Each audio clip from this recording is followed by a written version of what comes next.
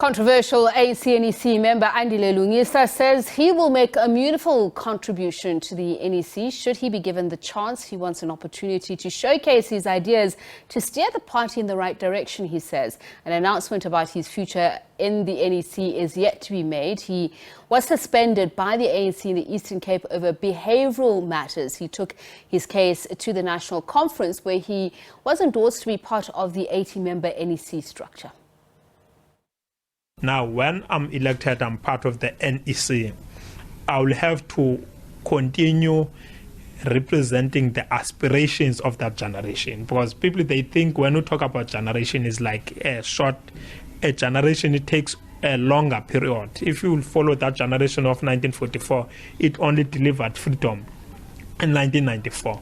If we'll count from 1944 up to 1994, it was quite a longer period. That's why we're saying, as a generation, must also not be impatient, but we must continue with the struggle for economic freedom. All right, to talk about some of these issues, we're joined now by political analyst Sandile Swana to talk about what was announced. The commissions, we're told, Mr. Swana, very good evening to you, have delivered reports to the plenary for consideration and adoption. Now, I'm just wondering, would any of these be strong enough for those who have murmurings of South Africa about to experience a post-ANC era, for those rumours to be quelled? The rumours, if you want to call them rumours at all, cannot be quelled. There's a reason why they cannot be quelled. The election results since 2009, 2011, if you mix both local government and national and provincial elections, have shown a clear, indubitable downward trend of the ANC in the elections. At the same time, the ANC has set new records of unemployment, new records of inequality in South Africa, new records of poverty, new records of economic stagnation, new records of load shedding, and so on. So Action SA, together with the DA on the one hand, IFP and the DA on the other hand, are preparing for a post-ANC government in view of the facts that are before them.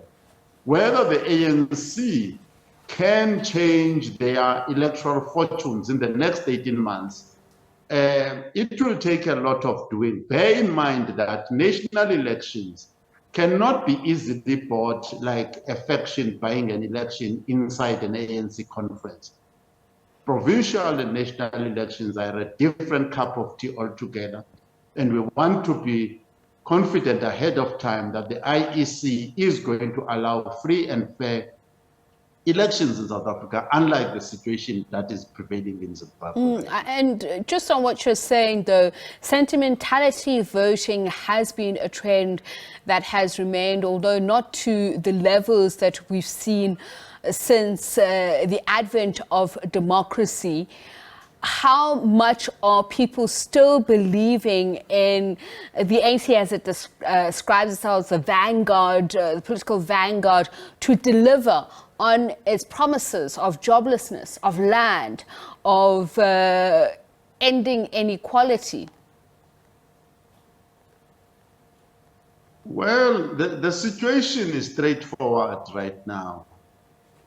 I mean, the effort that your producers and whoever else is there in the studios at the SABC, the effort they put in to make sure that the show that we're having right now is catered for from all perspectives so that it goes ahead, because load shedding can happen at any time and connectivity could be cut at any time. So a lot of things have become extremely difficult to do in South Africa, whilst the so-called vanguard is leading us into the dark ages, really, and undermining the civilization of this country in a manner that even those who are unemployed, those who are running businesses, everybody, whether you are a school teacher, whether you are a mechanic, you are running a factory, you can feel it. So the election results, for instance, where the ANC fell below 50% last year, in November last year, and we're told now that even the EFF is starting to win wards in the past 2 months or so, something that was not common for the EFF to do. And somebody was saying that the ANC has lost a significant number of municipalities, even in KZN. In Gauteng, they've lost the metros altogether. So regardless of the vanguard, and remember that, we have to choose whether we want to be like Zimbabwe. Some of us supported Mugabe till the last minute as he was busy sinking the country. And you can see what has happened there. We've supported Frelimo, many of us in Mozambique from 1975 to date. It has been a disaster. We've supported MPLA in Angola. It has been a disaster. It is the turn of the ANC, whether we're going to allow them in South Africa to follow in the footsteps of the MPLA, Frelimo, and ZANU-PF over there. And I hope that the IEC will save the day by allowing free and fair elections in South Africa so that we can get out of the mess that we're in. I'd like to look at a statement made in 2017 in one of its discussion documents at the policy conference. The ANC said then that it has to operate as a vanguard movement with political, ideological and organizational capacity to direct the state and give leadership to the motive forces in the spheres of influence and pillars of our transformation. There are those who say it's failed to make good of this because even under stable governments of Nelson Mandela and Thabo Mbeki, it failed to deal with the structural injustices. What I want to understand is what is behind this inability. So if Cyril Ramaphosa in this day and age talks about renewal, how certain are South Africans that it's not the same rhetoric, not only in policy but in implementation as well?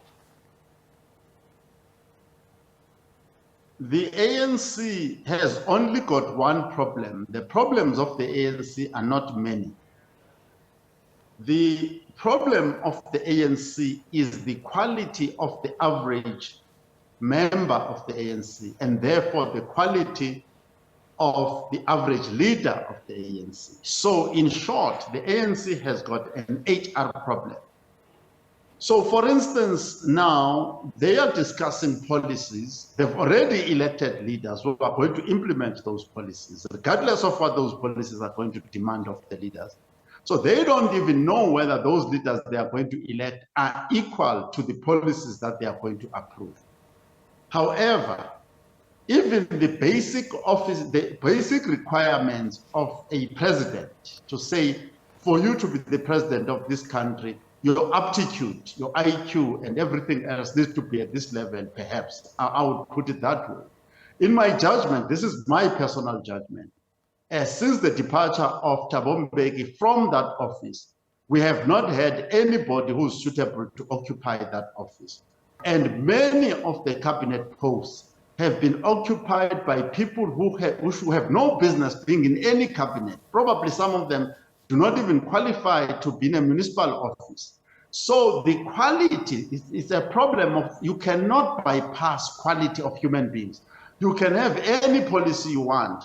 It will not help you if you don't have the quality of thinkers, the quality of doers, and people who have the heart of commitment to get the job done. So having said that, then will it be more difficult, say 2024 elections, if the opposition was to itself embark on renewal from a policy perspective, to come up with pro-growth policies that are different to what the ANC is going to table now? In many of the issues that we are dealing with, there is no need to even look for many policies. For an example, both for the provincial and national government as well as the municipal sector, the Auditor General for about 11 years has produced reports that say what the leaders must do to put things right in South Africa. In the same reports, the Auditor General has written that what they have recommended for 11 years, repeatedly, have not been implemented. So whether you are in the DA or in the ANC, if you're looking for work to do, you can just take the Auditor General's report without any policy conference and implement those.